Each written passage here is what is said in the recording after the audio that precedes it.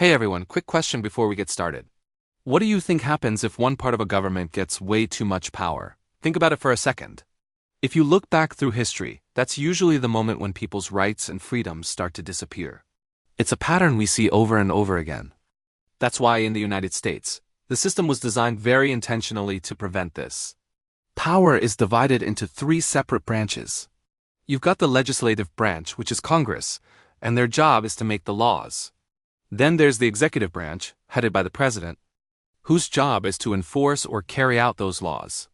And finally, you have the judicial branch, which includes the Supreme Court and other federal courts, and they interpret the laws to make sure they're applied fairly and are constitutional.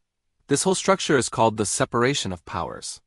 The core idea is pretty simple. No single branch is supposed to be the ultimate boss. The framers of the Constitution were really wary of concentrating too much authority in one place. They believed that by dividing power, they could prevent abuse and protect liberty. Each branch has its own distinct responsibilities and, just as importantly, its own limits. They're designed to work together, but also to keep each other in check. So here's a pro tip for anyone studying for a civics test. Be on the lookout for a common trap. If you see an answer choice that suggests one branch has all the power, or can do whatever it wants without the others, that answer is almost certainly wrong. The whole system is built on balance, not on one branch dominating the others. Alright, let's put this into practice with a quick civics scenario. I want you to really think about this one.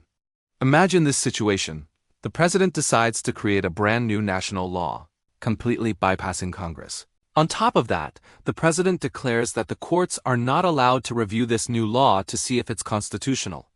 So the big question is, which fundamental principle of government is being violated here? Is it A, rule of law, B, separation of powers, or C, popular sovereignty? Pause for a moment, consider what we just talked about and pick your answer. Once you have it, I want you to write just one sentence explaining your choice. Why did you pick the one you did? I'm really curious to see your reasoning. Go ahead and drop your answers in the comments. Thanks for watching, and I'll see you in the next video.